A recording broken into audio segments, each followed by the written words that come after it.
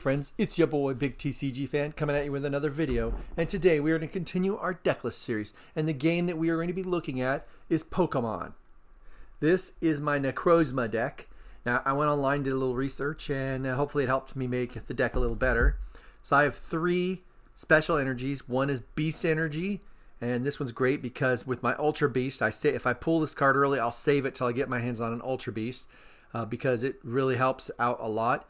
Does extra damage, all that sort of stuff. If I had three of these, I would have all three in place of the weakness cards.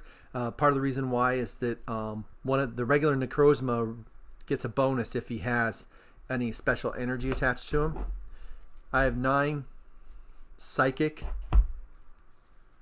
energies. This one's foily. Yay!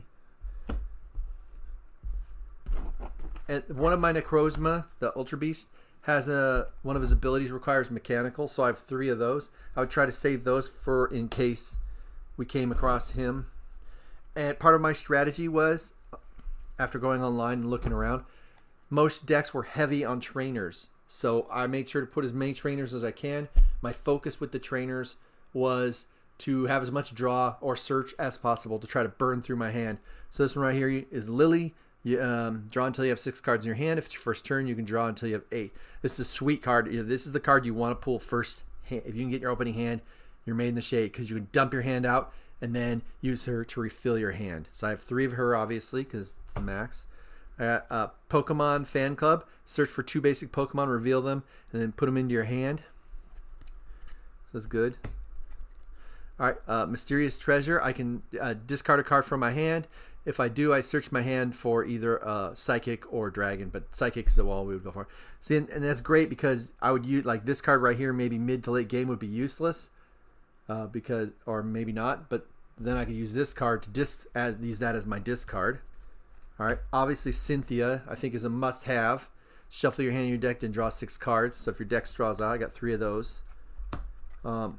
Tate and Lisa. Choose one. Shuffle your hand, your deck, then draw 5 cards. Basically, like Cynthia, but not as strong.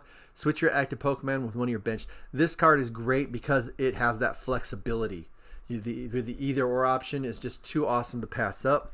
So I have 3 of those. Switch. I put 2 switches in here.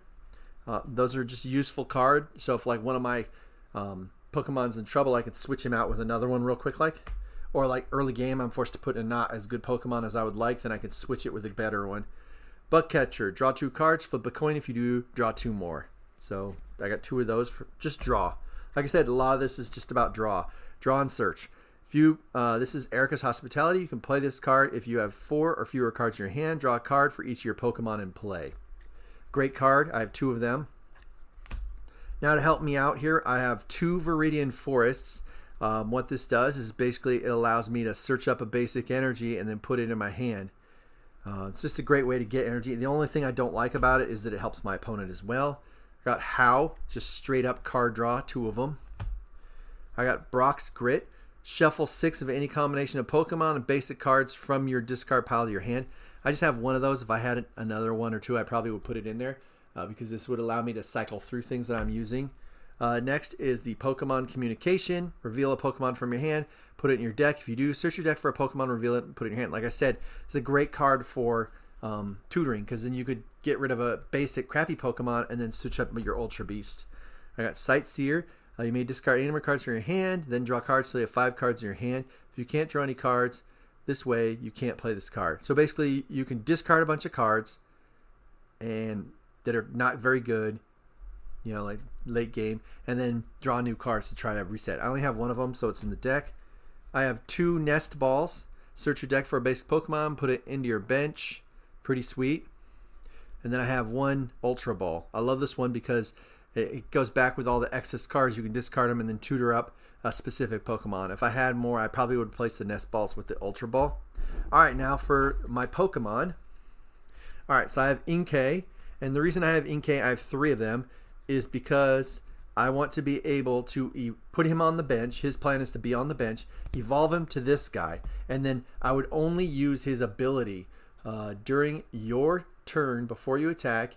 You may attach a psychic energy card from your discard pile or to one of your benched Pokemon. So he's a great way for me to recycle energy that gets whack. So I got 2 of those so I can upgrade. This card right here, I probably would put more in if I could. This guy is all I would do is he goes on the bench, and I would just use him for a draw. So he's really just a basic blank slot in the deck to draw. So you put him down, stack him, draw. And the best part is that it doesn't count towards the prizes. So your opponent doesn't get anything. So I have 2 of those. If I could get another one, I would probably swap out one of the trainers for it. Now I've got my Necrozma. He's one of the big guys. This guy's purpose would be to start in the active Pokemon area if I don't have my Ultra Beast. And here's where I talked about the special ability with the 60 extra damage. So he could do 160 if one of them is a special. And then we have Dawn Wings Necrozma. I like this guy because of his ability. Plus, he's a big beater. You would put him on your bench if you had others, because then you can switch it with this guy as a free move. All right, and then here's the big bad beater of the whole deck. This is a Ultra Necrozma GX. So you discard all basic energy from this Pokemon. See what I mean when I went back where I talk about the one where you can take energies out of Inkay's upgrade? This is where you would do that, because then you could do this to keep blasting them, and then you can slowly rebuild them back up with Inkay's upgraded guy. And then once per game, you got this Scorch Light GX ability that you can use. So we have 2 of those. All right, so that's pretty much my strategy. I would welcome any suggestions in the comments for upgrades. Hopefully, in the next few sets, they'll do a tag team with Necrozma. They have yet to do that, because if they do that, then you know I will be on that like white on rice. So this concludes my video. Make sure you like, subscribe, comment down below, share if you can. Peace out.